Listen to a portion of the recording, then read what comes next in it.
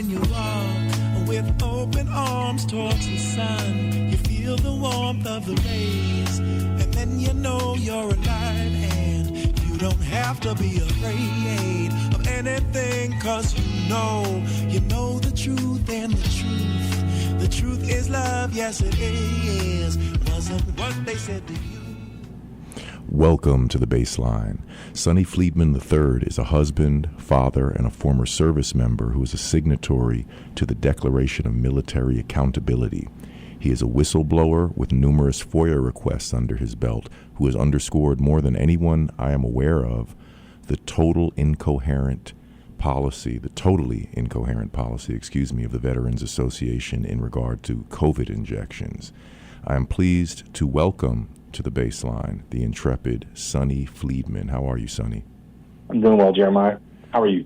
Pretty good. Thanks for being here. Now, a couple quick announcements before we jump into this important discussion.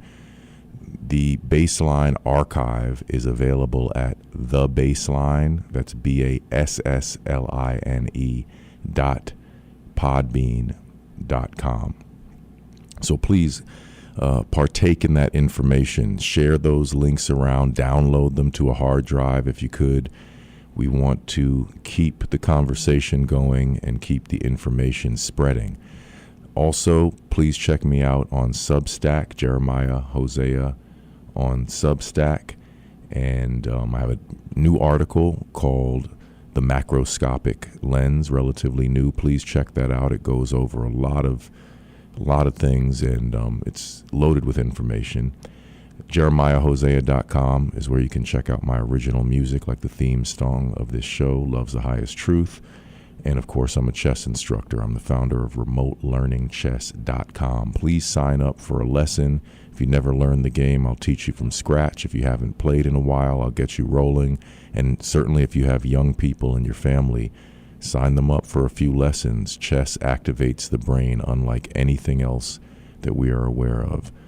Developing memory, spatiotemporal intelligence, tactics, strategy, you name it. Chess is the gymnasium of the mind. And of course, I am now a affiliate member of frontierfarm.com. So that is TEIR,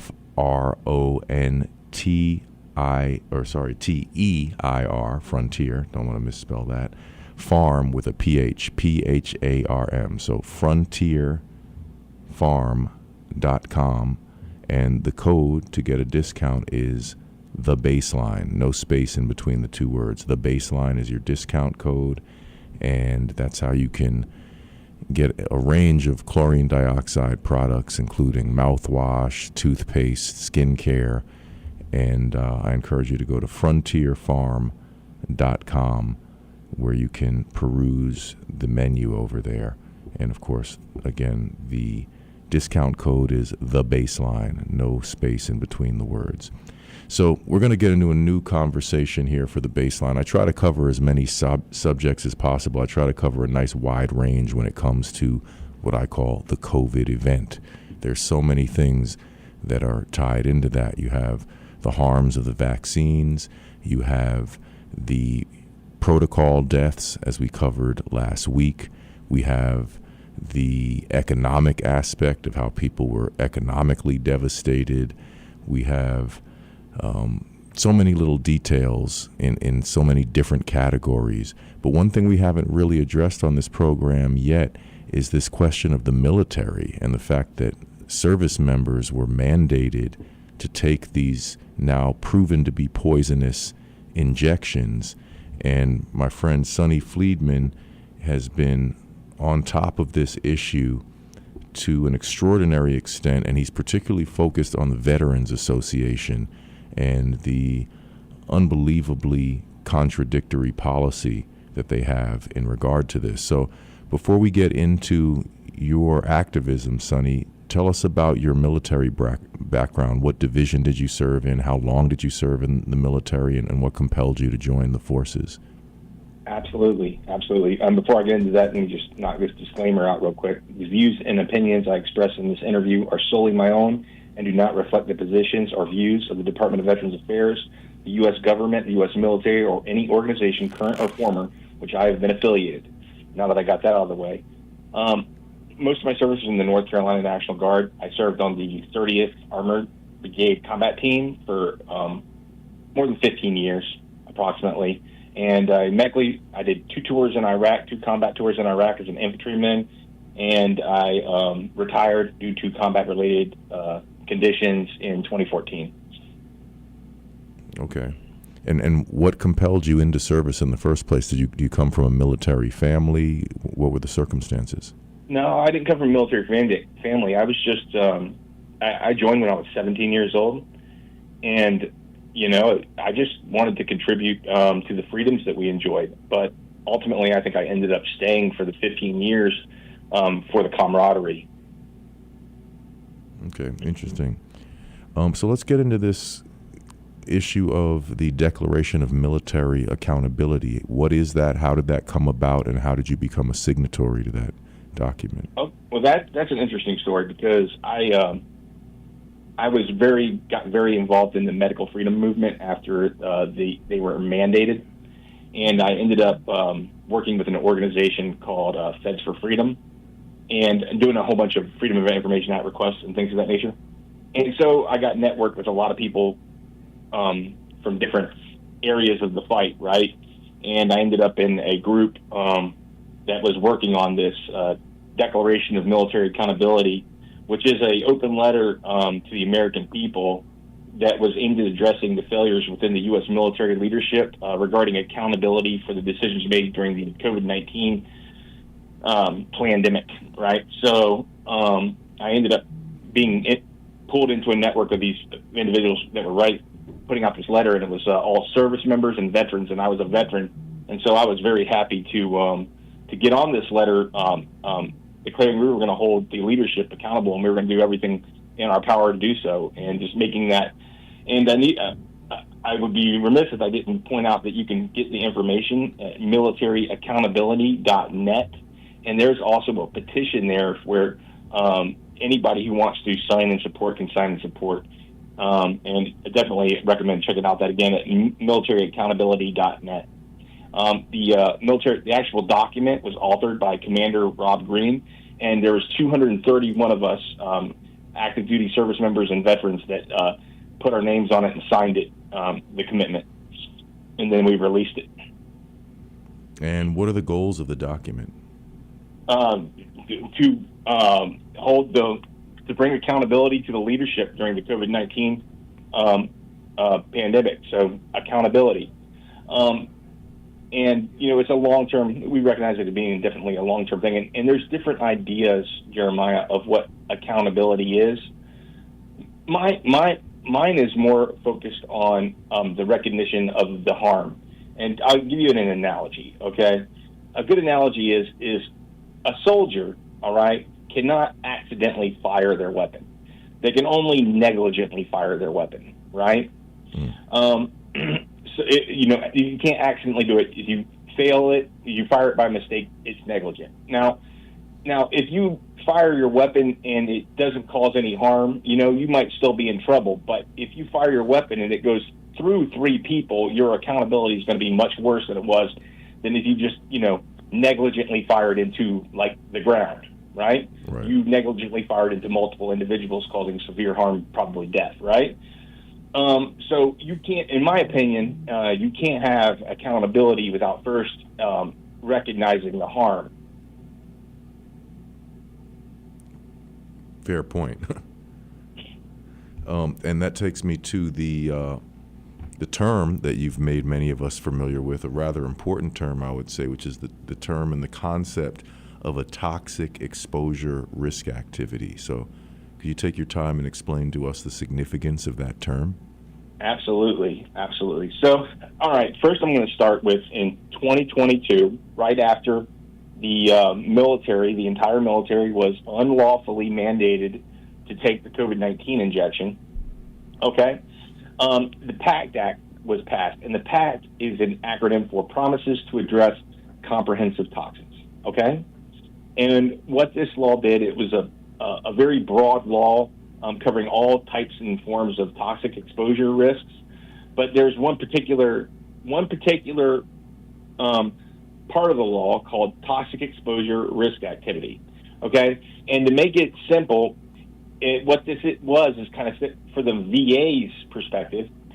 It is the theory of last resort for service connecting a disability. It means that the Department of Veterans Affairs could not deny service connection of a disability without first considering every toxic exposure risk that a veteran was involved in, okay? And so under the law, toxic exposure risk activity means this, okay? It's an activity defined as either an event recorded in an exposure tracking system or any exposure that the Secretary determines qualifies as a reasonably prudent to protect veterans' health, okay? So a toxic exposure risk activity is just what it says. It's anything that you were exposed to a toxic exposure, right?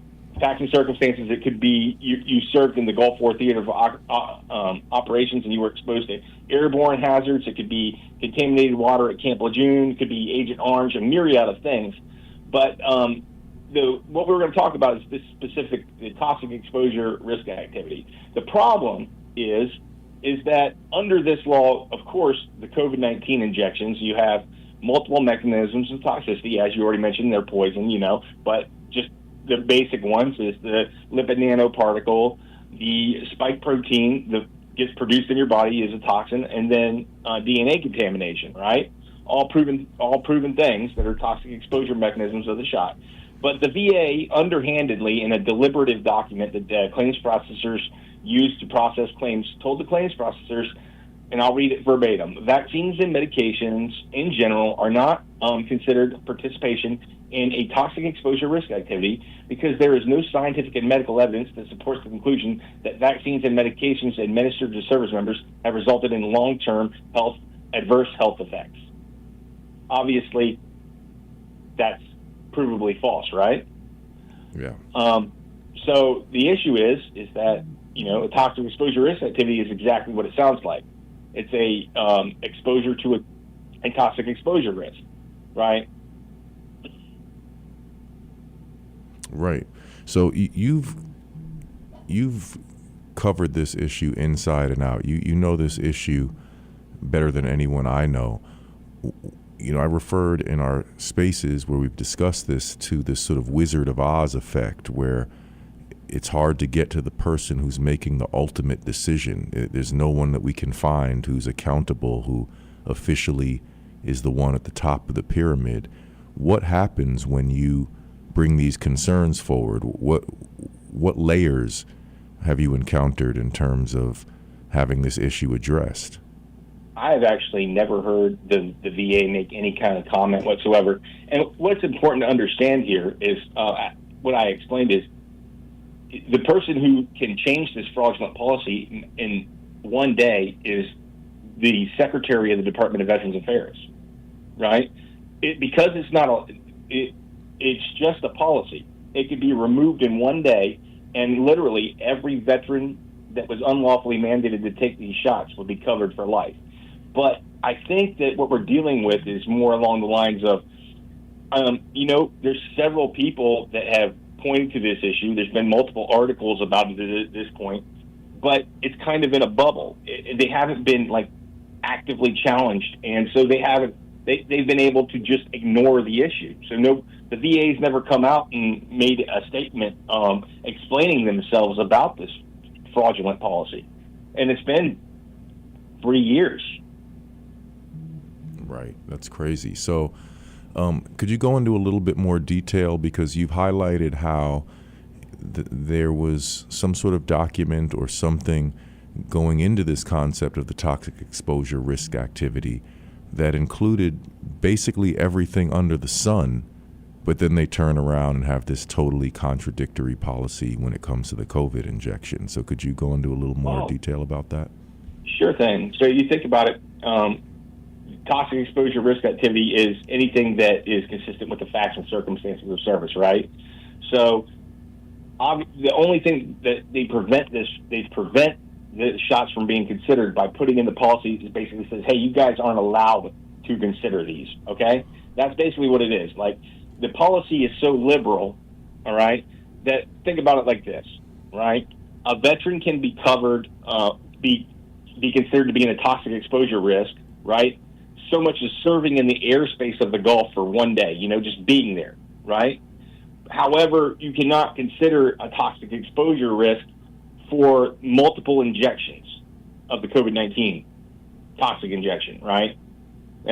It's just blatant arbitrary fraud. You can't.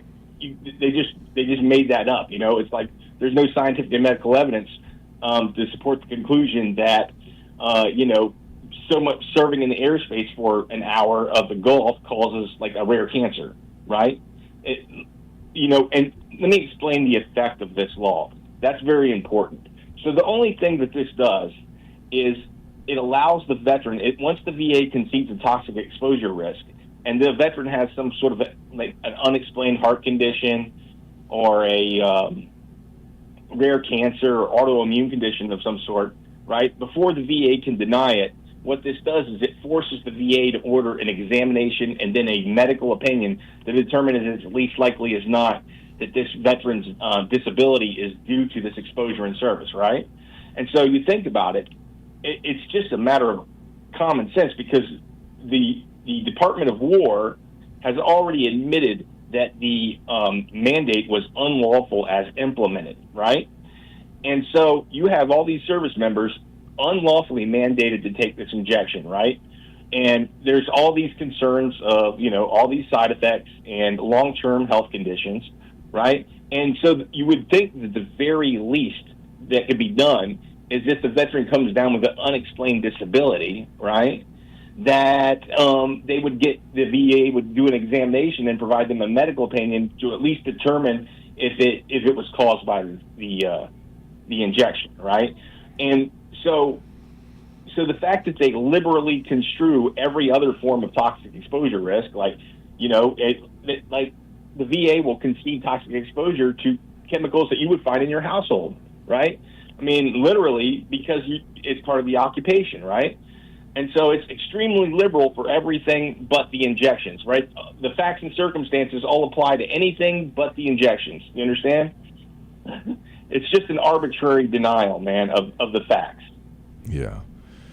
Insane. So being in contact with other service members, I assume, and just being aware of what is going on in the military to a greater extent than a civilian, so to speak, or someone without any military background whatsoever. What are you aware of in terms of vaccine injuries amongst service members? Because I've seen these charts that show, every sort of ailment, every sort of injury, saying that these things are exponentially.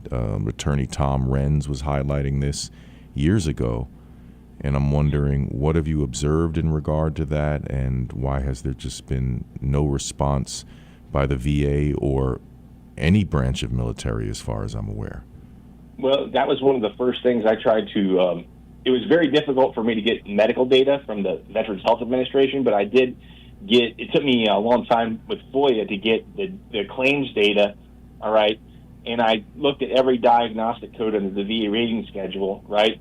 And got the data for it for the last 20 years. It took me about a year to get that FOIA, but when I did, I immediately sent it over to Steve Kirsch. And Steve Kirsch, there was tons of stuff that was up,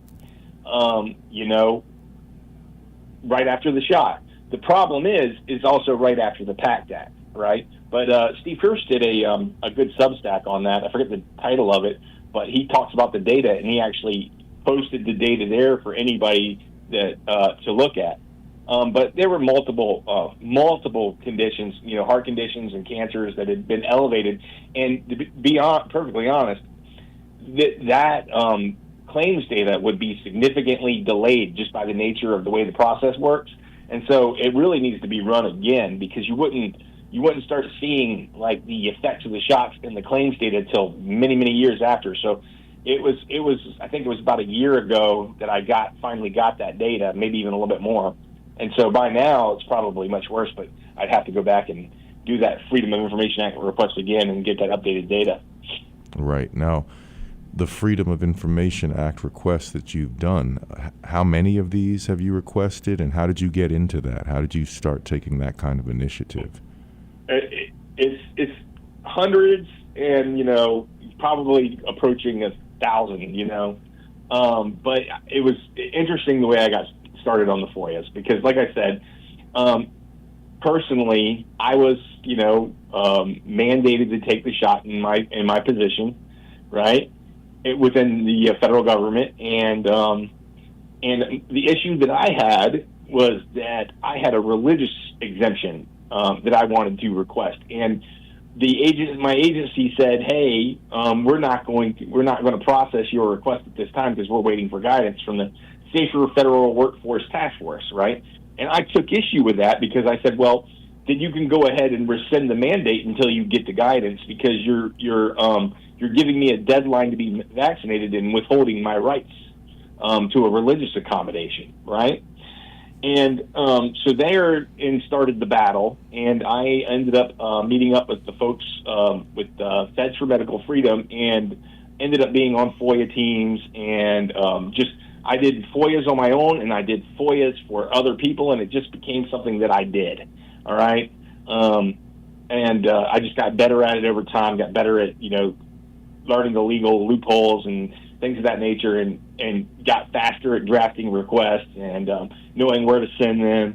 And so I just got better over time just through practice, and, it led me down a lot of different rabbit holes, let's just put it that way. Yeah, I would imagine so.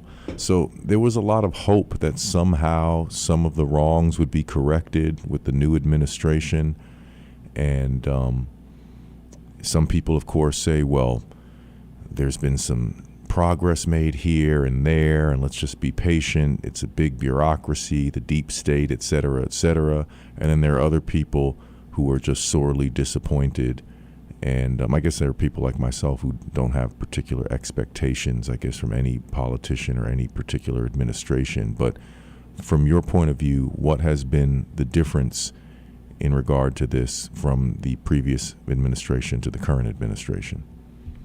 Well, Jeremiah, one thing that I was cautious, I did not think there was going to be a political solution to this.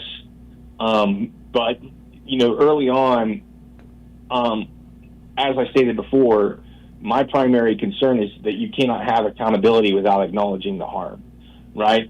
And so I started to become very skeptical of many of, my friends in the movement when they were looking to this administration to be some source of a solution, because I pointed out that this administration was the author of Operation Warp Speed, and they have an extreme conflict of interest from bringing accountability for the harm. And that was quite obvious, but so many people felt like there was, somehow a way that they could get things through in this administration, and I guess that remains to be seen. But unfortunately, on many fronts, I kind of see us just kind of ceding the initiative, which is the medical harm aspect of accountability, and just getting token accountability, which is, like you, that's exactly what I expected from this administration. Yeah. And I guess I would like to discuss with you something that we've discussed before, which is the idea that a lot of the policies towards service men and women over many years now, I mean, I don't know how far back we could go. I guess we could probably go very far back. I'm far from an authority when it comes to military history, but there's been a lot of things that would constitute treating service members like guinea pigs, basically, right? I think that there was a slippery slope that led us to the COVID event, and a lot of that took place in the military, wouldn't you say? Oh, yeah. It was a military operation from the get-go. Just from a personal experience, I remember, being a 17-year-old, going to basic training and standing in lines and just getting injection after injection after injection, not knowing what they were,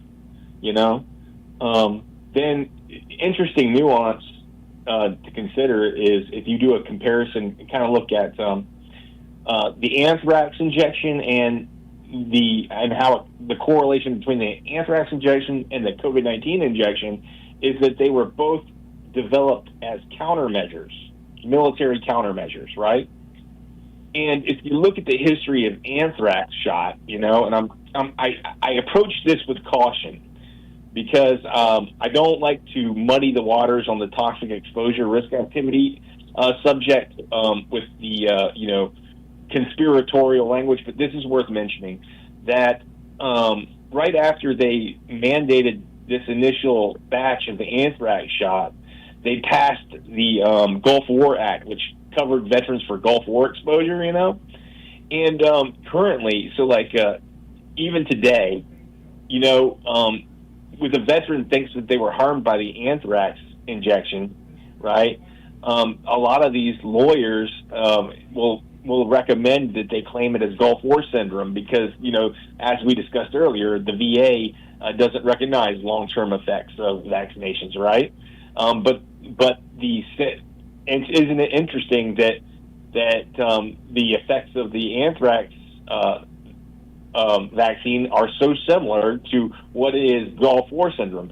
And then you fast forward to COVID. Isn't it extremely interesting that right after they mandated the COVID shots, they came out with this extremely liberal coverage of promises to address comprehensive toxins, right? To cover veterans for all this stuff, but then underhandedly in a deliberative document, excluded the shots from consideration. Yeah, you can kind of see the trend there. Yeah, and you remind me that I did interview Nathan G., who is a victim of the anthrax shots and who has suffered some serious and debilitating health issues since his COVID, not his COVID, but rather his anthrax injection regimen that he was subjected to. So we have actually touched on this issue before on the Bassline, and this is a great follow-up to that discussion many months later. But it's not rare at all, yeah, people complaining about anthrax injuries, right? And it's also not rare for them to be service-connected for Gulf War syndrome. Yeah, and they were summarily dismissed, it seems. It seems that they would never receive justice, and it's just like, sorry for you, was pretty much what the authorities had to say about it.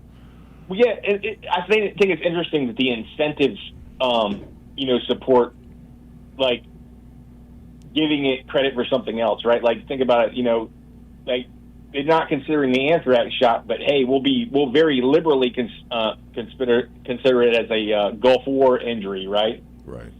Right. So it has that effect of subsuming the harm they cause by the mandates, right? In effect, whether it's an intent or not, that's exactly what it does. That policy serves as a very effective tool for covering up the harm.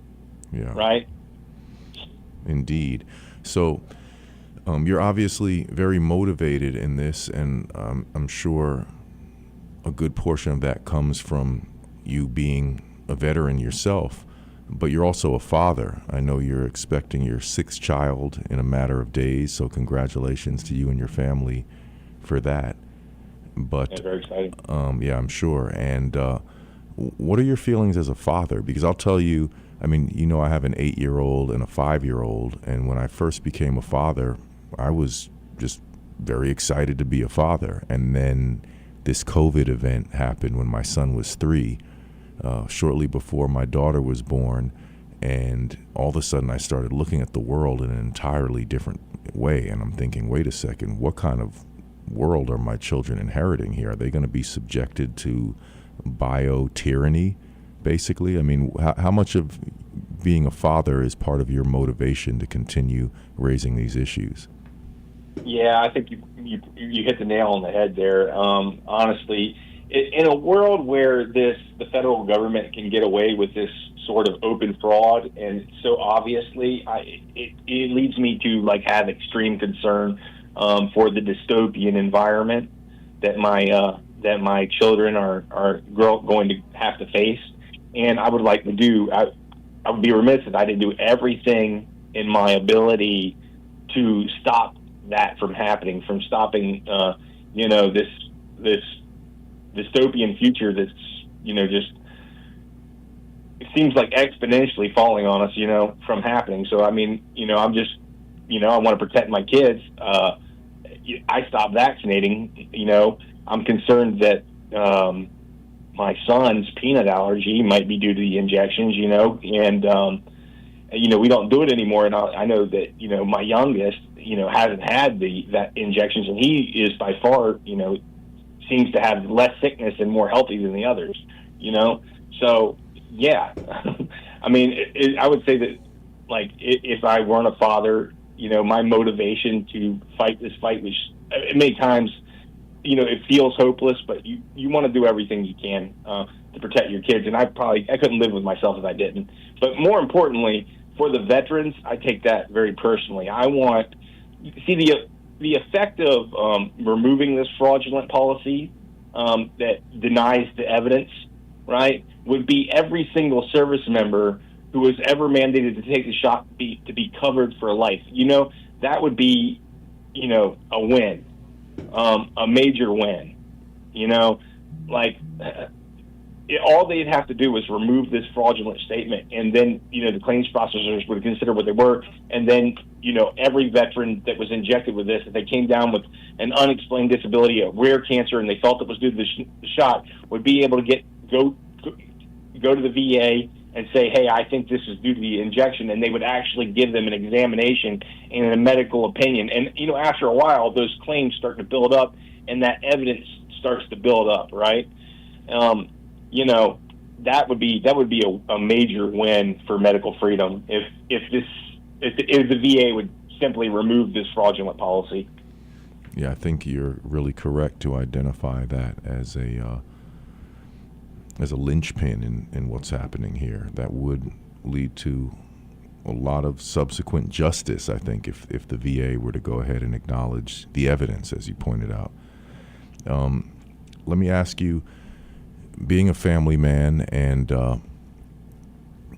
having extended family, friends, etc., to what extent are people in your family, your social circles, to what extent have you been able to convey the importance of this to people that you know? Most of the people that I know are definitely, to the most part, going to become vaccine, hesitant now.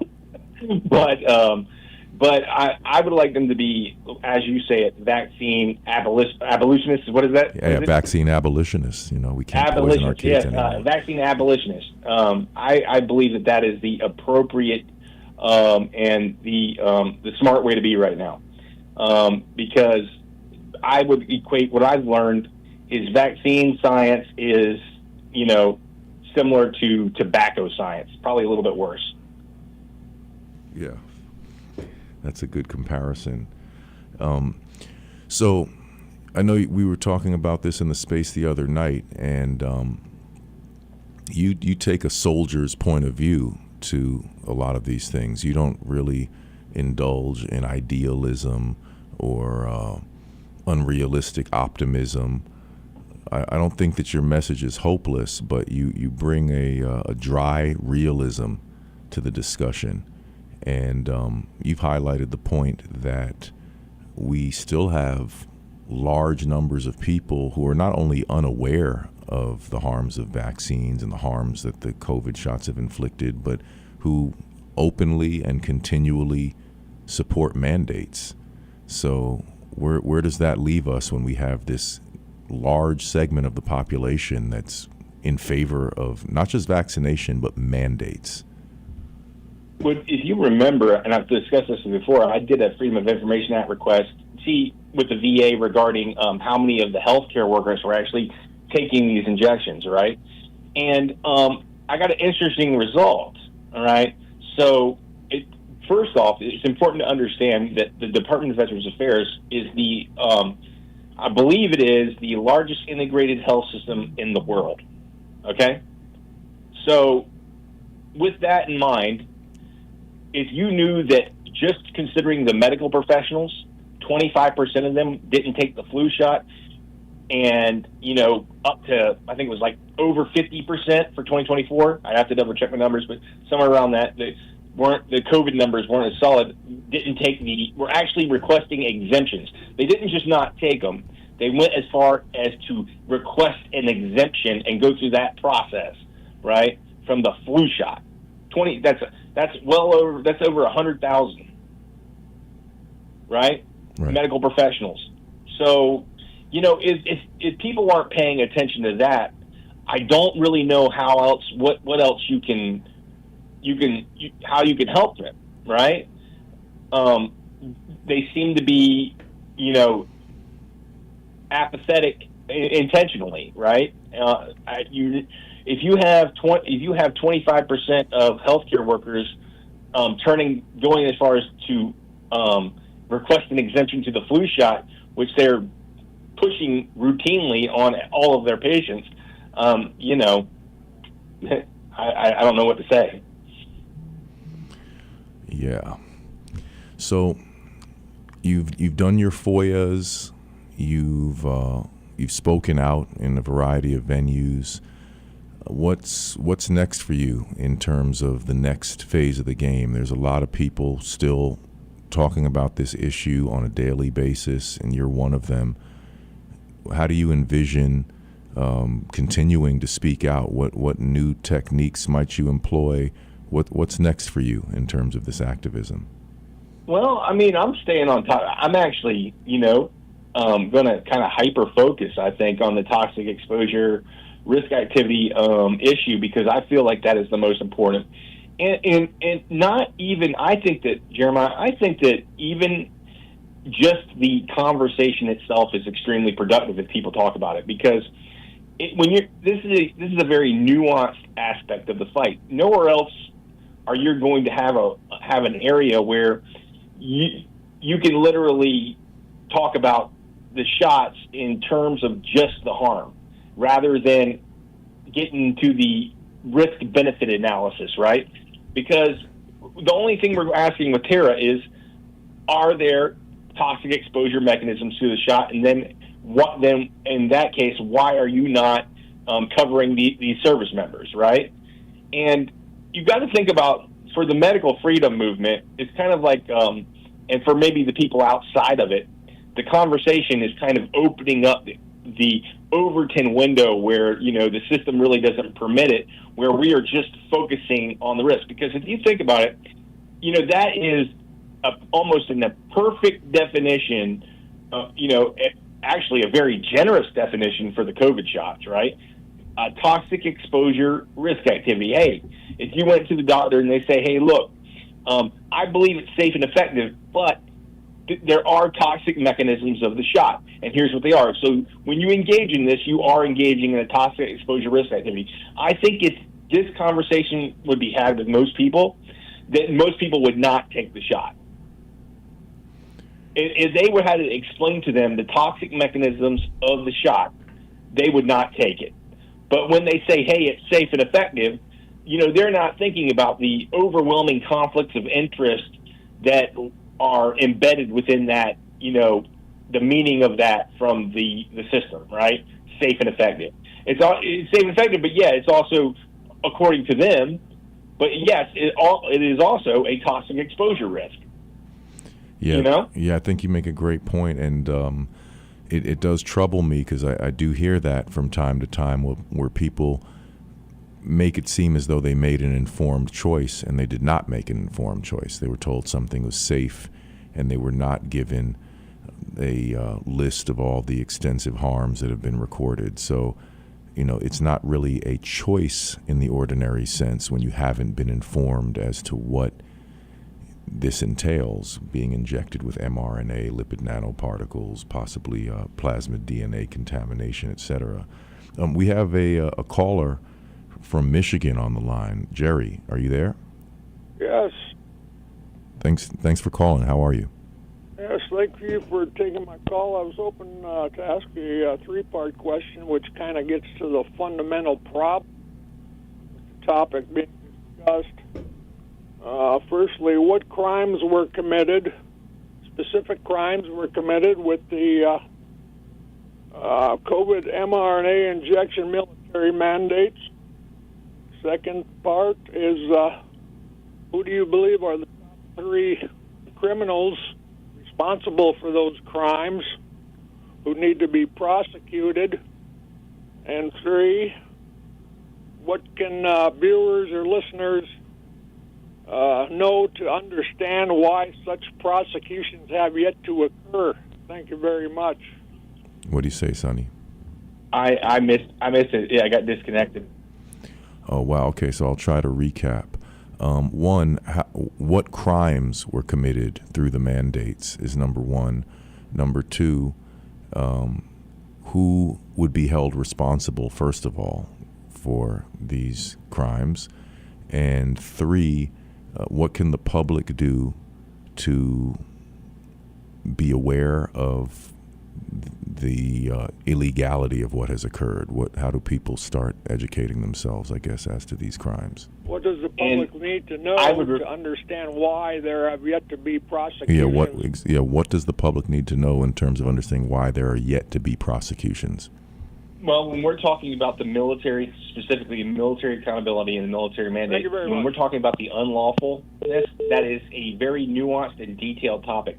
And I would automatically refer you to, for all answer to all your questions, to militaryaccountability.net, because it's going to give you, there are multiple articles all done by signatories of the Declaration of Military Accountability, and they detail what was unlawful, because the military, in just a summary, it was a bait and switch. They presented an FDA. They are only allowed to mandate, which they shouldn't be allowed to mandate at all, but they are only allowed to mandate an FDA-approved product.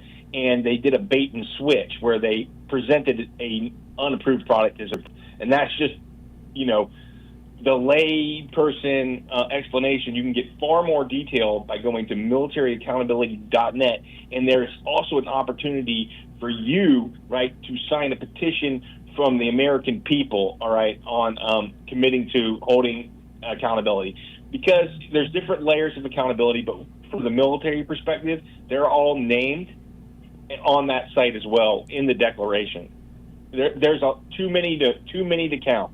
You have to have accountability at all levels, and that's what we advocate for. Excellent. So militaryaccountability.net, another great resource for our listeners.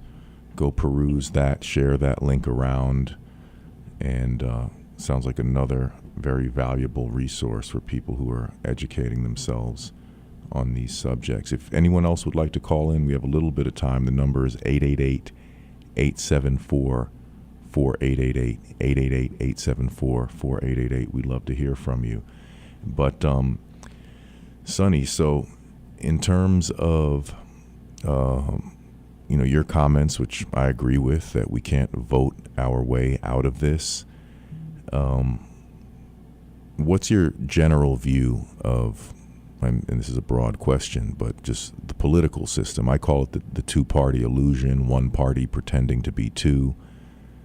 What are your feelings? Because I know that you expressed earlier, and I've heard you express previously, that it was a little bit unrealistic to expect an administration to admit its own culpability in this massive crime. And here we are with so many unresolved injustices. What do we do when the political system has failed us to this extent? Well, I if I were to summarize everything I've learned as a whistleblower in the last 5 years, is that unfortunately we've consented to governance by psychological warfare. Okay? We've consented to governance by psychological warfare. We've consented to being propagandized on every area, right? And so the first thing, that we really need to do is kind of claim our sovereignty on the narrative. Does that make sense? Yeah, I think that's a great point. Yeah, we need to control the narrative, and that's why I hyper focus a lot on this toxic exposure risk activity and controlling the meaning of words. We got to stop letting them define what things mean and change the meaning to serve their purposes. right? This is the essential fight, right? And that's why I really do advocate for people, challenging the VA on this policy, because they're literally in an indefensible position. They can't explain away this statement they've made that there's no scientific and medical evidence that supports the conclusion of long-term health effects. It's an arbitrary denial of these service members. And so it's just taking back the meaning of words, right? I think that's the first phase in getting back to a system where we control it and we're not just being governed by manipulation. Great point. So one thing that that hit me pretty hard through the COVID event was the coordinated nature of COVID as an international phenomenon, which is the focus of my last Substack. And it made me rethink the power structure, the global power structure. For example, the U.S. doing bioweaponry research, quote unquote, under the title of gain of function in China, of all places. I thought China was a political adversary of the United States. So that seems to be a sort of collusion right there, or the fact of the United States being more or less in accord with Russia when it came to COVID policy, but then promptly going into a proxy war against Russia. Has this changed your view of the political structure of the world? Yes. I'm going through a book right now called COVID-19, Psychological Operations in the War for Technocracy by David A. Hughes. I highly recommend that book. But that summarizes exactly what I see. It's the war for technocracy. And just to give you an example, if you look at the 20-point plan for Gaza, which the U.S. is now funding and militarily supporting, and it involves the setting up of a technocracy in Gaza. So our foreign policy is now supporting a scientific dictatorship, right? That's what a technocracy is. At what point was it okay for a constitutional republic, with our ideas of liberty, right, to fund and support a dictatorship in foreign policy? And that kind of points out it's because they're doing the same thing inward. They're trying to get everybody the citizens to consent to a technocracy here at home as well, which is not really a true scientific dictatorship. What it really ends up being is a pseudo-scientific dictatorship, right, where they still control the algorithms, they control the AI, and we've done consented our rights to a full-on dictatorship under the guise of a technological system, Yeah, absolutely. And what is the title of that book again? That's COVID-19, Psychological Operations and the War for Technocracy by David A. Hughes. And I don't have the website on me, but he actually gives it out for free the last time I checked. So it's definitely worth looking at. Yeah, that sounds like a good read for sure. So, other than you, who have been extremely outspoken about this, is there a movement whatsoever amongst military members? I know there's some other outspoken people. Is there something building in support of what you are highlighting here? Are there other people making any formal actions against the military for what they have done to the service members? Where does the whole process stand as of now? Well, and 231, we haven't seen any real accountability yet, and unfortunately, as expected under this administration, the military accountability has gone more in the narrative of reinstatement rather than harm, which strategically I disagree with. But the positive note is like we have several members. We have some members like John Frankman, who is now running for Congress, a congressional seat in Florida. So there are positive movements. There are many people taking different positions inside the federal government and gaining positions where they can actually affect change. So, I do see a positive momentum, albeit slow. And I think that but the problem, the one thing I'm concerned with is the aspect of harm. We don't want that to get buried. That should be at the very top of the accountability priority, covering the vaccine-injured veterans, right?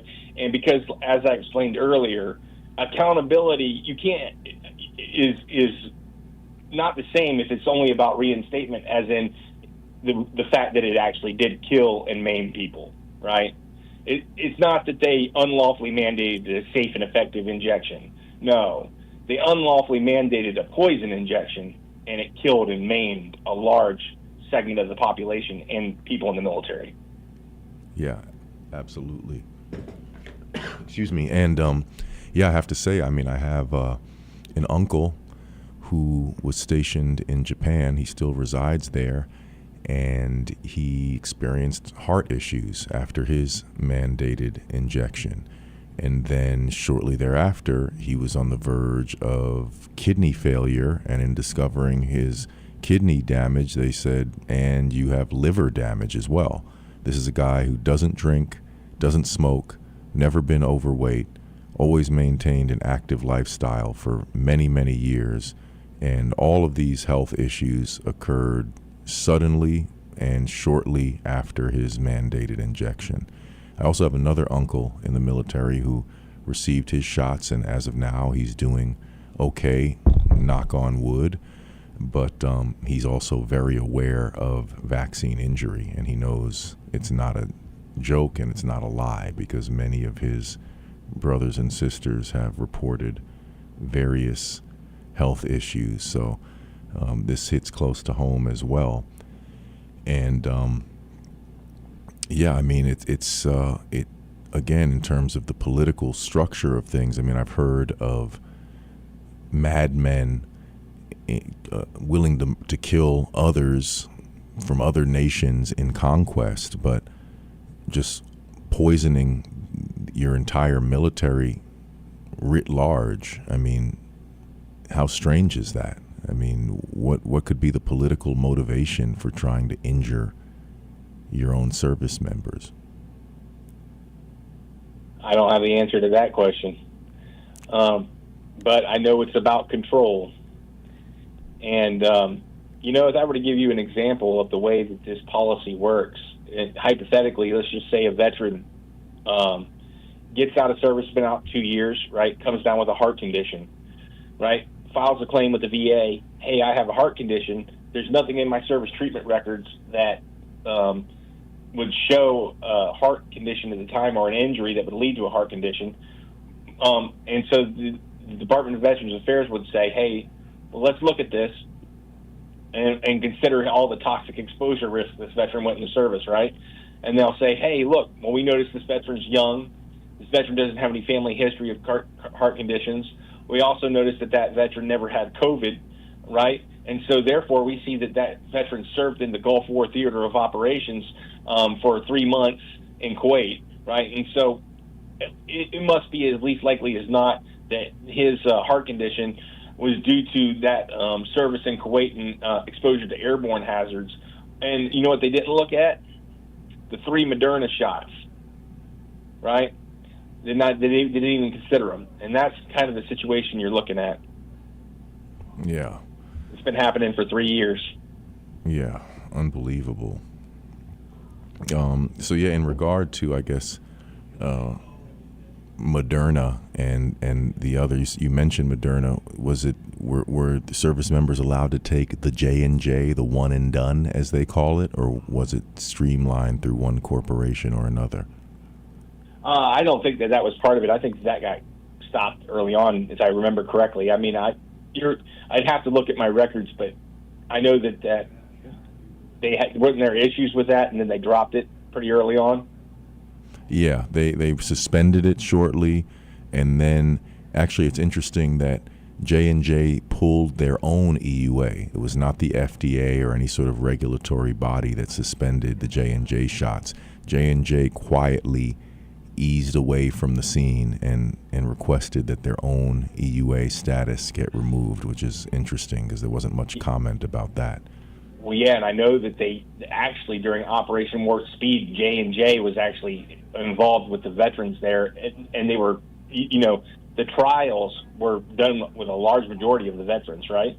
And I know I have something that I've been working on in terms of Operation Warp Speed, and specifically, I recall J&J being involved with the military doing the trials on the veterans. So I might have to come back on that later as more information comes in. Yeah, that's something that's worth investigating. So we're almost out of time, but are you currently requesting any additional FOIAs? Does your research continue in that respect?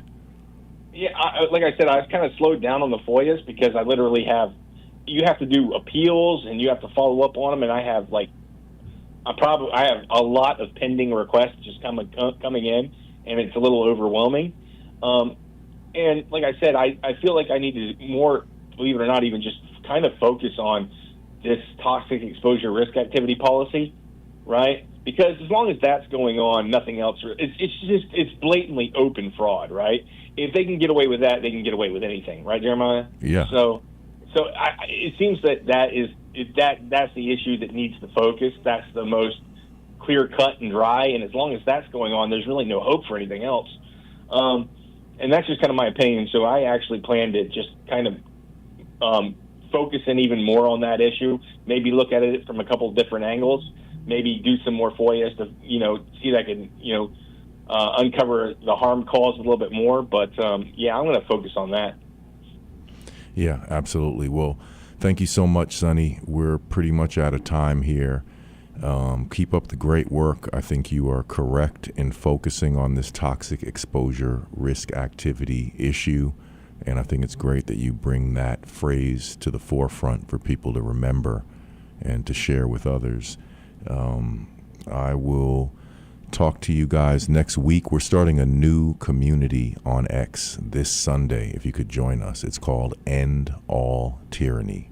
We're starting fresh. We're turning over a new leaf, and we ask that you join that community. You can look me up at EarthDriver on X, and I'll have it pinned to my profile on Sunday night. I want to thank you for maintaining this platform and being so diligent in the fight. You've provided a platform to so many people, and you've done just an awesome service to whistleblowers from all different areas of the community, and just really appreciate all your work. Well, I appreciate you appreciating it. I really do. And everyone have a great weekend, and we will see you guys next week on the Bassline. Join End All Tyranny this weekend. Take care. Talk to you soon.